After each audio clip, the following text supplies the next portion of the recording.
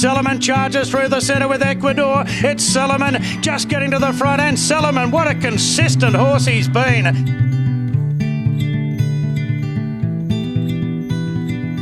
Yeah, I'm Ian Dix. I'm a full-time farrier up on the Central Coast these days. Did my apprenticeship at Randwick many years ago, so I've been shoeing horses now for 48 years. Started off in the racing industry, worked my way through to pleasure horses and jumping horses, and these days I very rarely do race horses as well, but I'm open to anything. It's just whatever the industry requires. By being involved with horses, that's how I got involved with the ownership. Denise Martin syndicated him. That was my first go back into racing after 40 years. I've always ridden horses, and then I said to a few of the other owners that I'd gladly give him a home when the time came, and the time did come, and he's the first off-the-track racehorse that I've started from scratch and done everything with. And just a pleasure to have around. He really is a pleasure. I'd like to think we're jumping a metre 10, metre 20 one day, but if it doesn't happen, it doesn't happen. It's probably my abilities that's going to stop him rather than the other way around. This competition at Stonewall, it's just one of the best facilities we've got in Australia these days.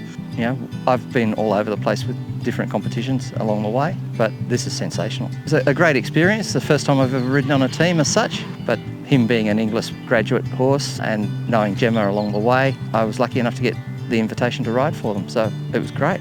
But that's my very first experience. I was a bit disappointed that I went so slow in the first round, got ourselves a few time penalties, but the second round was fantastic. We were just a bit under the time, so it was all good. That's all I really wanted. At this stage, it's all about leaving them up because he just hasn't had that much experience. Yeah, we end up with fourth, but yeah, it's probably my fault that we finished down a little bit more because of the time penalties I got in the first round. But yeah, we couldn't have beaten the winners.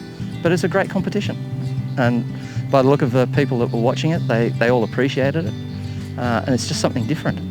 We need more of this sort of thing just to promote what we're doing. These off-the-track events are really, really important as far as helping the future for old racehorses. It's a bit hard for some. I mean, I owned this horse when he was racing, so it was easy for me to take him on.